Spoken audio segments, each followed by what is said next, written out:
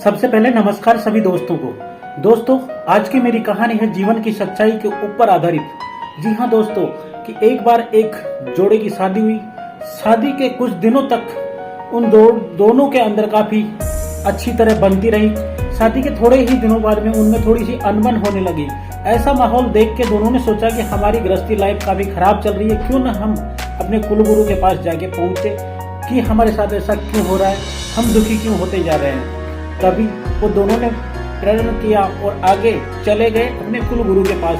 और कुलगुरु के पास जाके बोले कि हमारी शादी के पहले कुछ अच्छा चल रहा था, हमारी शादी के थोड़े ही दिन बीते हैं कि हमें काफी कठिनाई का सामना करना पड़ रहा है। तभी कुलगुरु ने बोला कि आपके साथ अच्छा हो जाएगा, मगर एक काम करना, आप ऐसे जोड़े से मिलना जो संपूर्ण रूप से खुशी हो। उससे मिलके आप एक छोटे से कपड़े का टुकड़ा लेके आना। जब वो कपड़ा मेरे पास लेके आओगे आप, तब मैं आपको जीने की सलाह बताऊंगा। दोनों के दोनों, औरत और उसका पति, दोनों के दोनों उस जोड़े की तलाश में निकल गए सुकून के लिए। जैसे जैसे आगे बढ़े, सबसे पहले उन्होंने सोचा कि गांव का जो राजा है वो काफी खुश होगा। दोनों उसके पास मिलने के लिए पहुंचे। दरबारी से पूछा कि राजा है क्या अंदर? तो दरबारी ने बोला कि राजा अंदर है। जैसे ही वो प्रवेश किए, राजा के पास प्रणाम किया। राजा ने उनका स्वागत किया और बोला, आप क्यों आए हो? तभी वो बोले कि हम एक ऐसे सुखी जोड़े की तलाश में है जो संपूर्ण रूप से खुशी हो। तब उस राजा ने बोला कि हाँ, मेरे पास कोई दिक्कत नहीं, हर चीज की मेरे पास काफी है, मैं किसी प्रकार से दुखी नहीं हूँ। जैसे ही वो उनके लिए खाने की व्यवस्था हुई, उन्होंने खाना खाया। तभी रानी जो काफी चिंतित थी, तभी रानी से उन जोड़े ने पूछा कि आप दुखी क्यों हो?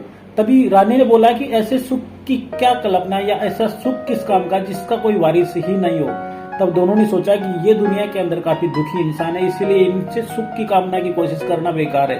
जैसे ही आगे बढ़े, उन्होंने सोचा कि गांव में एक ऐसा सेठ है जो काफी सर्वगुण संपन्न है, उसके पास पैसा भी काफी है, शायद वो सुखी हो सकता है। जैसे ही आगे गए, उन्होंने देखा तो सेठ जी और सेठानी दोनों थे। सेठानी काम में लगी हुई थी, सारी चीजें अच्छी लगी, पैसा भी उनके पास अच्छा था। मगर सेठानी से पूछा तो सेठानी ने बोला कि मैं सुबह से लेकर शाम तक इतना बच्चों का काम करती हूँ, मुझे फुर्सत नहीं मिलती अपना जीवन सही ढंग से जीने की। तब उन्होंने सोचा कि शायद ये भी दुखी है। काफी लोगों से मिला, सभी से यही सुनने को मिला। तभी वो जंगल के रास्ते से जा रहे थे। किसान जो दोपहर के अंदर मेहनत करके हल चला रहा था, तभी उसकी औरत खाना लेके आई। तो उसने सोचा कि इससे मिलते हैं। किसान से मिले, किसान का चेहरा खिलखिला उठ रहा था।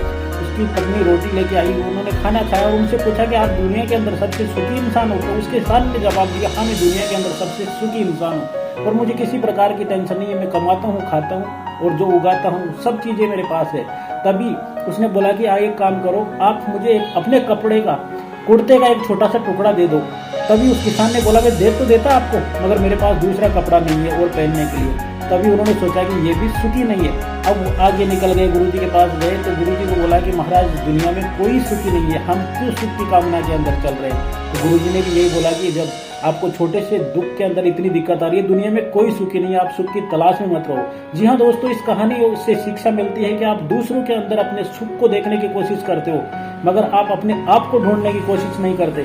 सभी के अंदर, सभी के साथ ऐसा ही होता है। बस केवल आप अपने वर्तमान को सही जीने की कोशिश करो। जी हाँ दोस्तों, कैसी लगी ये कहानी? अगर अच्छी लगी तो हमारे चैनल को लाइक, शेयर, सब्सक्राइब जरूर करें, ताकि आपको आगे भी मिल सके ऐसे ही प्रेरणादायक वीडियो। तब तक के लिए जय हिंद, जय भारत, वंदे मातरम।